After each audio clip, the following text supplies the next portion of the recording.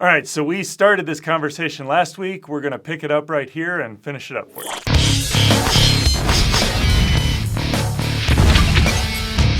It opens up the question, or the notion that there are some jobs that computers can't do, right? I mean, there are absolute, and that's, some people have this fear that advancements in technology will replace all jobs. And and the research is, I've read a few articles, but the research is, I think, fairly conclusive that there are types of jobs that computers can do, and there are certain types that they cannot do that require too much decision making. And art, and a computer can't create art. A computer can create designs or patterns, but there are certain aesthetics that a computer can't generate So I'm curious about that because one of the tests of AI, and I will say our AIs that we have are pretty primitive. They are very adept at pattern recognition, but they're nowhere close to, wow, this is boring today. Is there a different way I could do this? Or, oh, is there something new I can create? But even given that they're very primitive in that, when AIs were developed that could finally win at chess and then Go is kind of the ultimate game of human thought and process because there's a creativity and an algorithm to it. Right. And there's this one example, and I'll have to go look at the literature to know more, but where there's this one example where it's like you're watching this thing and the AI made this move that it just looks stupid. And then as they go back and analyze, it was like it looks like the AI is being creative. But in reality, but it's hard to translate and actually figure out what's going on. So I wonder in there, could you make an argument that human creativity is, we know how to do this is what it is, I'm just going to explore a new realm. And could you not teach a computer how to explore a new realm, even though it may not be doing it because, I think this is interesting. But I could see where you could develop an algorithm to do that. I know you're playing devil's advocate, which is your job and my job. We're supposed to. And you hinted, you mentioned this before. God is a creator, and I believe that's the main meaning of being created in God's image. Okay. Right. He is the most genius, brilliant artist, creator, scientist, like all of the above. He's the most genius at all of it. And then we are just a portion of that, but it's our creativity. And when I say creativity, I'm not just talking about being in my field. I'm talking about you have to be a creative thinker to make discoveries in any field. I mean, like even carpentry is an artisan, right? They were called artisans. Like they build things, but in the Old Testament, the most brilliant artists were the guys building the temple. Right? Let's get the goldsmiths. Like that was the peak, right? It's like the Google programmer was the goldsmith of the precious holy sacred elements in the temple, right? So it's all artistry. We have to make decisions, and I guess you can program a computer, and every computer is only doing what it's been told by an intellect. Will it get to that point, where the computer will be making, like there's that threshold, right? Yeah, right, from non-life to life. Really, it's that same question, right? Well, and that's where I think it's going to be really hard. Let's say we can approach that. Again, my inclination is I think consciousness is something more than physical arrangement of stuff. And if that's true, then that physical arrangement of stuff requires something non-physical for consciousness. It's kind of the mind-body dualism, traditional historic Christianity. Yes. I think it's a good position, and my position is until somebody shows me something better, that's what I'm going to go. Well, actually, that's actually where I did want to go in this episode is that the mind-body dualism, and you wanted to, you Well, this is the problem in assessing that. Let's say that it's not strictly that, or maybe once we get all of the physical arrangements, God imbues it with a spirit, or a soul. So there's all sorts of ways where even from a natural or super, it all we can approach that, and it's independent of. It's not a are you an atheist, are you a Christian discussion. It's how might this actually work. yeah. One problem I have in doing that is that, one, I think as people, we're inclined to anthropomorphize things. So we want to see. And I think AIs will increasingly mimic human behavior. And so I could envision an AI. I could envision me sitting here having this conversation with you being an AI. And it's just, we've gotten so good that I can't tell your physical, your mannerisms, your voice, it's indistinguishable from me. But at the end of the day, you're not over there sitting thinking, wow, this is a really enjoyable time. You're just, this is the game. Responding to this stimuli. is the game. Yes. And how do you actually distinguish that once you've gotten to where you can mimic it so well? Well, I don't think we'll ever. I honestly, okay. So I kind of come to this conclusion from my experience in watching the evolution of CGI, right, in cinema or in video gaming.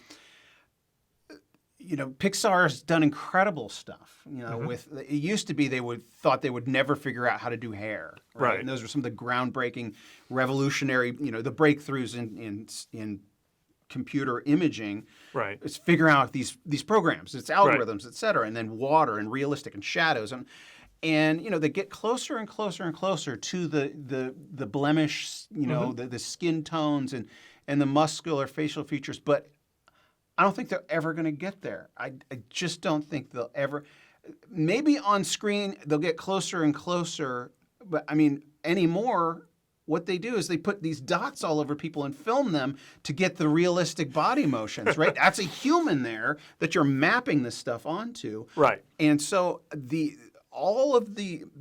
just the way individual humans move, everybody moves differently. All your the muscles you use, the gait you have, the cadence with which you speak, the language, the word verb, the vocabulary choices you make, etc. There's so many dynamics to a human being that I just don't think they'll ever get to a point where there will be a physical machine that you can't tell is not a machine.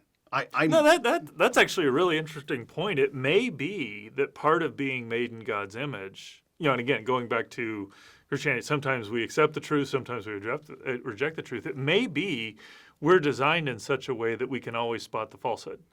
We may choose to ignore it, but that it will never be indistinguishable from. Yeah. That wouldn't at all surprise me. So. Yeah. You talk like a scientist. Like I am a scientist. Oh yeah, but I mean, and that's good because you're trained that way, and that's actually I think what's really good about our dynamic because I'm absolutely certain, and you're like I wouldn't be surprised. Like there's no doubt in my mind that humans will never be emulated. Now, this mind-body dualism, or the dualism. So, if I can explain, Yes, why do you think it cannot be? And again, I'm asking as a scientist. I'm just kind of curious to knowing what the reasons behind that. Because of the complexity. You think it's the complexity? Okay. I don't think a supercomputer will ever be able to figure it out itself. It's like the materials needed. Because, I mean, is it true? I mean, I've understood that. It's like, is it true that when the body dies, it loses a? Is that? Have you heard that? Like when the soul leaves the body, that there's actually like 7 grams or there's amount of weight that the body actually diminishes. Like there's something. No, that I haven't heard. I don't. Yeah, maybe that's. I've heard that. Okay, so let me I guess maybe take it a step back because I think by the time I am of the position that if you want mobile, social, spiritual, intellectual, relational, all those things, that it's going to be the human body because, we're talking supercomputers to do this, and the amount of energy the brain uses for all it does is minuscule, and how well our biochemistry. So I think in order to get all that, you probably have to go with the human package. Let's take it out of that where it's not I'm looking at all of the physical mannerisms. Let's just look at it just from the thought process. Do you think we could emulate that in a? In other words, if you're communicating via, messaging system, or even, maybe there's a verbal. Yeah, it's a vocal, but there's a barrier between, so you can't physically see. That, on the other hand, I think again, if you're talking about the general populace, right? Because the question would be, would the most intelligent or most sophisticated psychologist be able to determine? Oh, that's interesting. Yeah, Right? okay. So if it's your average person, I think, yes, your average person will be fooled, is fooled already, right? There are bots on the internet now that just Right. that are programmed to respond, and people think they're talking to people. And so when you put that barrier up, you're taking so much away.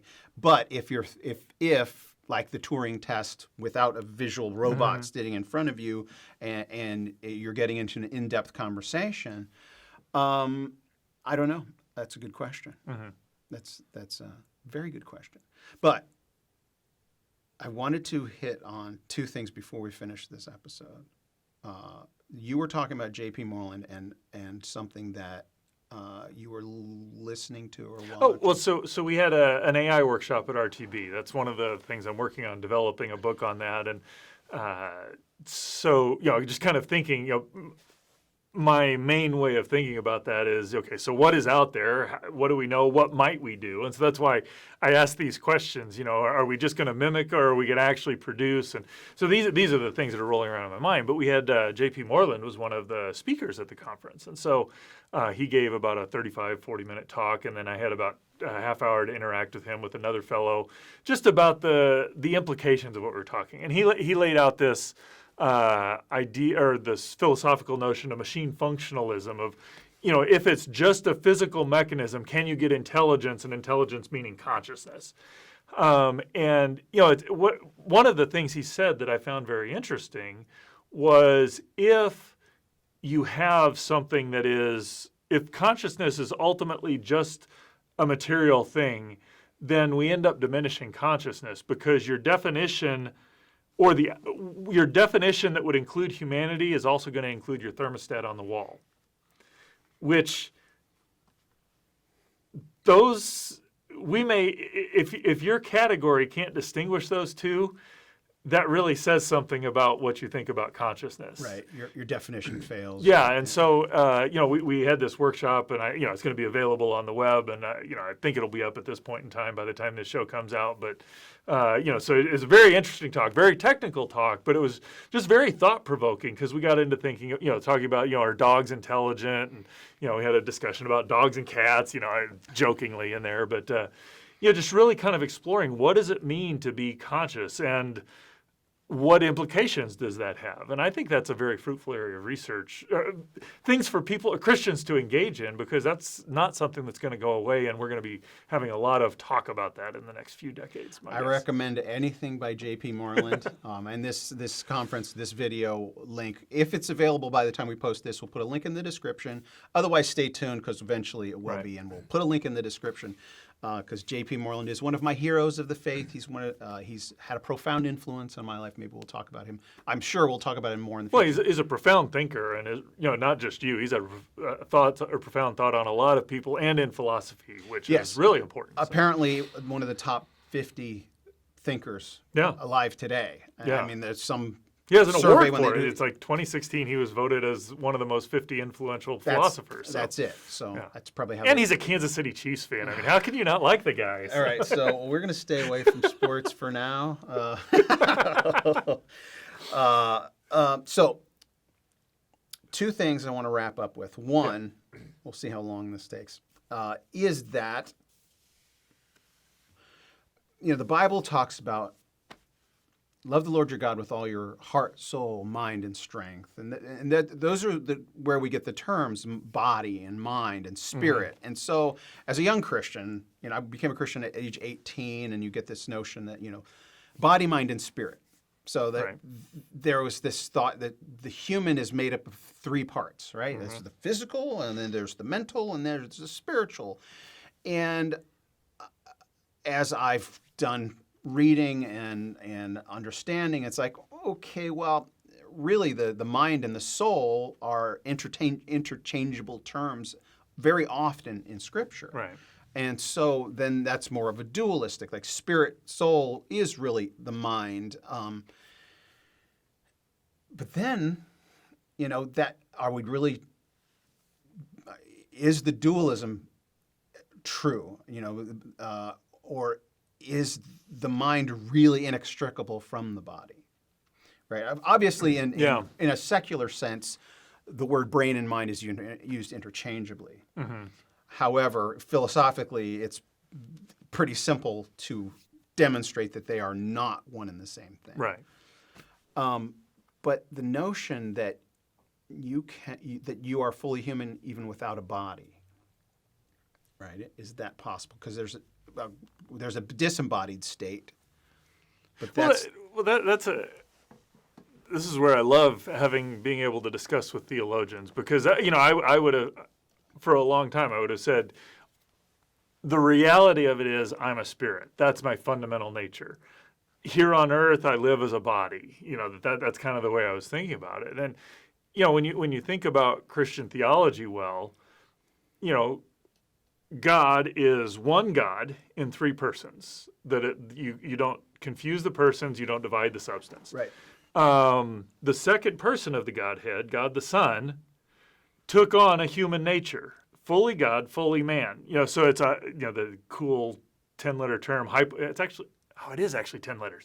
Hypostatic union. That there's a divine nature and a human nature.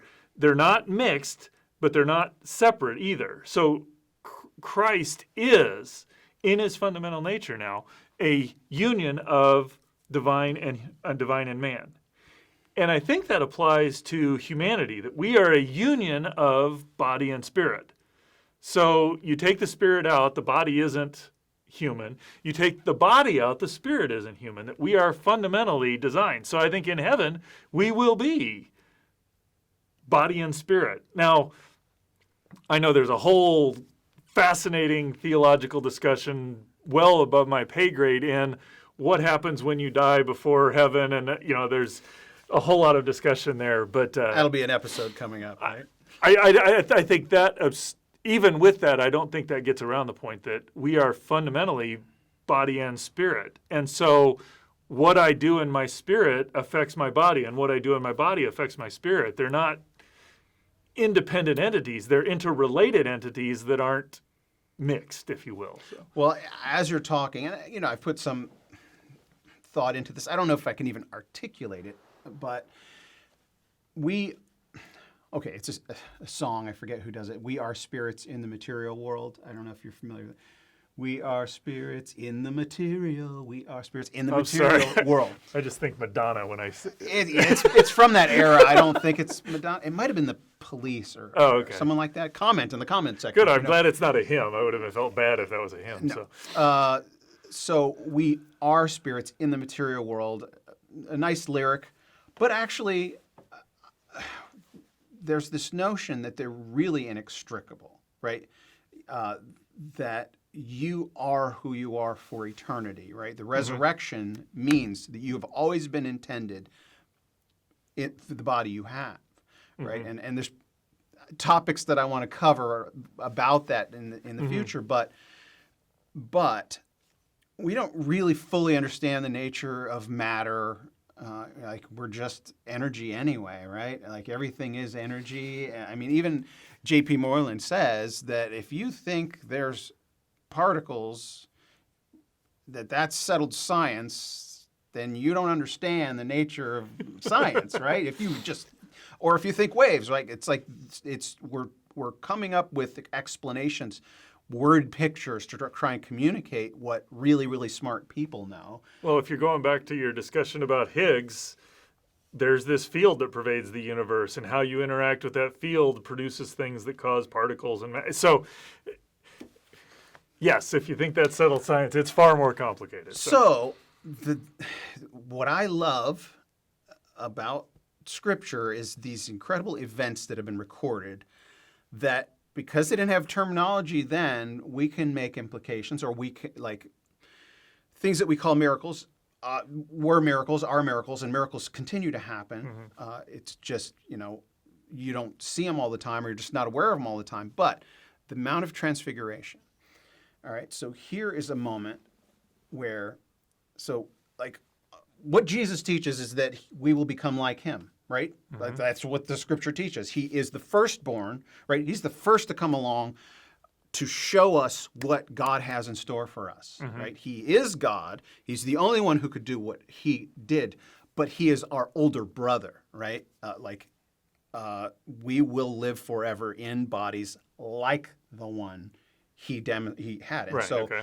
Mount of Transfiguration, and this is just a thought I had not that recent, a couple, maybe within the past year. So as the story is told, I think the version from the Gospel of John, Jesus is, let's go up this mountain. So it's Jesus, Peter, James, and John. Right. It's 4 guys walking up the mountain. They get up there, and suddenly Jesus turns into this bright, shiny.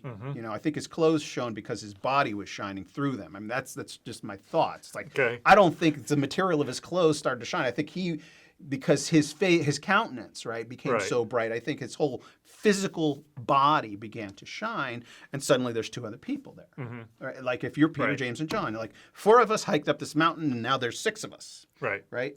But from Jesus's perspective, I'm convinced it was 6 people hiking up the mountain the whole time.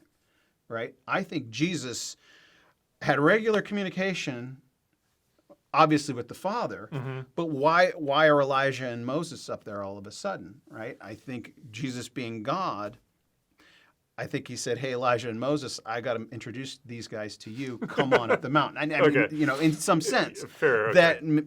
But why did they have to go up the mountain to do this? To be alone? Maybe Jesus is down here and he sees all the dead souls all the time. Right, all the righteous dead, and he's dealing with those who are still in the body, who haven't crossed that threshold. And he goes up to show the threshold, right? Okay. And what is it that shows the threshold? It's his physical body. Like his body became so light and bright that their eyes opened to reality. It's hard to even articulate, but the nature of his physical body is what we will be like as well. And we will always have that physical aspect because after he resurrected, I was just in my Bible reading today, after he resurrected, he just appears in their midst at certain points. Right. And they're all startled and they thought they saw a phantom. He's going, no, look, I'm going to eat some fish. It's me. So there's some nature about his body that we will also have, but because that threshold hasn't been crossed when death ends, right? There's a threshold in time coming when death stops happening. And even Apostle Paul, and this is one of my favorite verses, it's one little thing, not all of us will fall asleep. Right? We're getting a little bit into eschatology, but not all of us will fall asleep. And that's the obvious metaphor for death. There's a time when death will stop happening. And those alive at that time will never cross. They will. And so it's like at that moment, it's like, wait, what happens? There's going to be some... Well, no. There's a whole nother episode we can get into, but yeah, it really doesn't have anything to do with AI. But that idea that so Jesus, after his resurrection, when he was walking here on the earth, still looked very much, had the scars, but very much a similar physical body, while at the same time has this. I'm drawing a blank on the theological term, perfected body. So whatever that happened there on the Mount of Transfiguration got a glimpse of the perfected body, but yet anytime that shows up here on earth, it still looks largely like ours does. That's an interesting idea. Interesting, it's like we are who we are for eternity. It just looks different in this segment of eternity. Right. And final thought on this before we close out and tease the next episode. And comment in the comment section. The Mount of Transfiguration happened before the crucifixion. Correct. which tells me that the thing that happened at the death and resurrection did not affect Jesus' body. It was paying the price. His body had to pay the price, but he himself was born sinless, right? He was born in the body that he will always have, like that he always has, right? Like he was born, and now he still has that body. And so the transfiguration, you can walk on water, all these things he did is because he was like, Jesus didn't change. He just went through something that he shouldn't have, because the wages of sin is death, right? And the miracle, and this is just, I think the miracle was him dying, not him resurrecting, because he is God in the flesh. And it's sin that causes the physical death and the spiritual death. But, okay. Well, I'll let you make a comment and then we'll you're getting into some specific things that it takes a while to unpack. Yep. I would argue that it's both and. It's the death and the resurrection are equally important. It's I'm not saying they're not important. But what I'm saying is yeah. because the wages of sin is death and Jesus had no sin, that him dying was a miracle. Yeah. Right? Like for us, dying would seem natural, but for Jesus, who never sinned, the death was the miraculous part. I think to me the more amazing thing about Jesus' death is not so much the physical body, is the actual separation from God, something that in eternity had not been experienced. All right, yeah, so that's obviously a topic for another time. But in our next episode, I don't know how long we're going to continue talking about my script. There's so many rich science fiction tropes that elicit this dialogue, but we're going to cover. Now, I don't believe that consciousness will arrive from complexity of robots and artificial intelligence, but I do think that supercomputer processing will ultimately determine that Jesus rising from the dead is the most reliable, as a reliable fact, that computing will be able to determine, that processors will be able to determine that that's the most logical result of the spread of Christianity, that Jesus Christ rose from the dead. We, as humans, come to those conclusions. We look at the evidence, but I believe the algorithms will come to that. We'll see. We'll discuss it, and we'll see where that discussion leads us. So tune in next time. Final words? Looking forward to it. I'm inclined to want to respond, but then we'd start a whole nother show right here, so we're not going to do that. But I think it's the idea of what can computers do and how do you assess the reliability of the resurrection is a fascinating topic. So it is indeed. See you next time. Oh, subscribe and like and comment, click the notification bell, share, all those things. Help this show get out there to help others. Bye, all.